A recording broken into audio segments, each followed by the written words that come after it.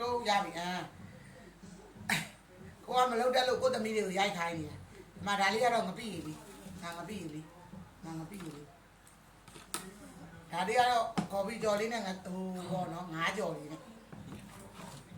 ဒါလေးကတော့ဒီမှာတငင်းသီးတိုးစရာလေးပါရှင့်တငင်းသီးစားရစိန်ပြီးပြီလေဒါလေးကတော့တရက်ချင်သုံးလက်ကြီးနဲ့လို့မပြောနဲ့နော်လက်နဲ့ပဲလုပ်တတ်တယ်အဲ့တွေပါနေမသုံးတတ်ဘူးနာခုနကတော့ထောင်းထားတဲ့တရက်သီးလေးကိုလေပြန်တော့စီဒီများပါဘူးနေညာ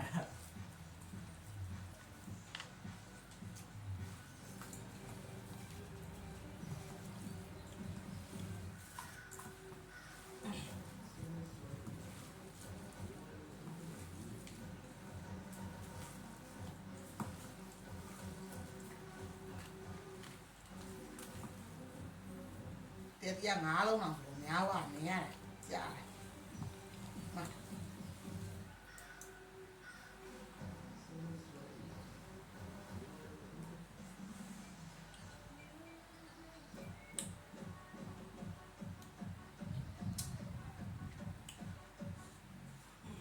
ပြန်ကော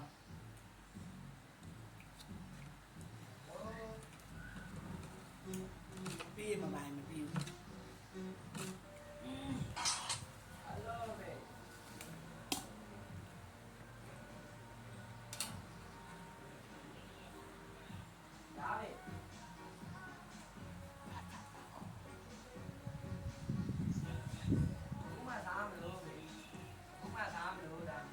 စားပါအောင်ပြချလိုက်မယ်နော်